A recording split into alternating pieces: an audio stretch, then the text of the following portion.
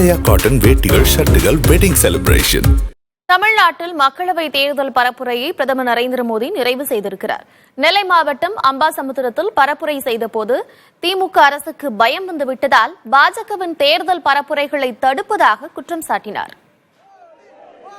பிரதமர் நரேந்திர மோடி இந்த ஆண்டில் தமிழ்நாட்டிற்கு வருவது இது 8வது முறையாகும்.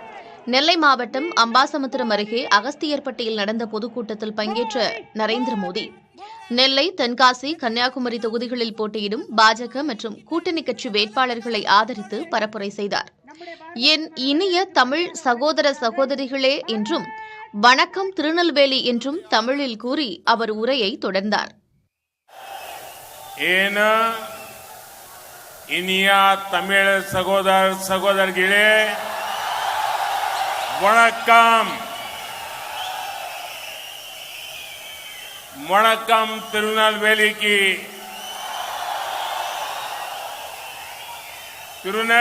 की इस पावन धरती पर मैं नेल्लई अप्पर और कांतिमती अम्मा के चरणों में नमस्कार करता हूं. தொடர்ந்து பேசிய பிரதமர் நரேந்திர மோடி இந்தியா கூட்டணியையும் திமுகவையும் விமர்சித்தார். தமிழகத்தில் போதைப் பொருள் விற்பனை தலைவிரித்து ஆடுவதாகவும் பிரதமர் மோடி சாடினார். ड्रग्स माफियाओं को किसका संरक्षण हासिल है, ये तमिलनाडु का बच्चा बच्चा जानता है.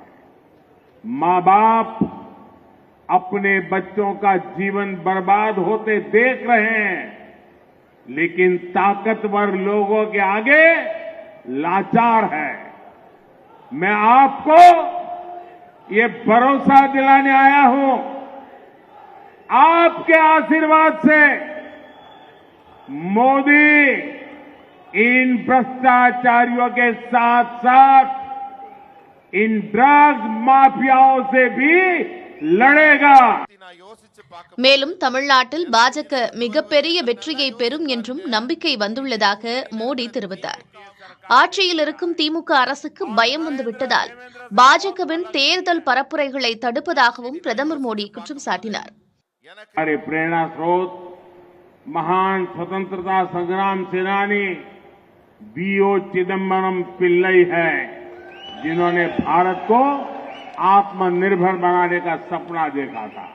इसलिए आज हम डिफेंस सेक्टर में आत्मनिर्भर भारत के लिए तमिलनाडु में डिफेंस कॉरिडोर बना रहे हैं. हमारे आदर्श के कामराज जी जैसे देशभक्त और ईमानदार नेता हैं. इसलिए बीजेपी तमिलनाडु में ईमानदार राजनीति की वकालत करती है. बीजेपी तमिलनाडु के युवाओं को आगे बढ़ाती है, लेकिन कांग्रेस और डीएमके जैसी फैमिली रन पार्टियों ने के कामराज जी का अपमान करने में कभी कोई कसर नहीं छोड़ी. மேலும் தமிழ்நாட்டில் தேர்தல் பரப்புரையை நிறைவு செய்துவிட்டதாகவும் பிரதமர் மோடி கூறினார். முன்னதாக கேரளாவில் திருச்சூர் தொகுதியில் போட்டியிடும் பாஜக வேட்பாளர் சுரேஷ் கோபி உள்ளிட்டோரை ஆதரித்து பிரதமர் நரேந்திர மோடி பரப்புரை செய்தார். குன்னமங்கலத்தூரில் நடைபெற்ற பொதுக்கூட்டத்தில் உரையாற்றிய அவர் கேரளாவில் இந்த புத்தாண்டு புதிய தொடக்கத்தை கொண்டு வந்துள்ளதாக கூறினார். மீண்டும் மோடி அரசு வேண்டும் என்று கேரள மக்களும் தற்போது கூறுவதாக பிரதமர் தெரிவித்தார்.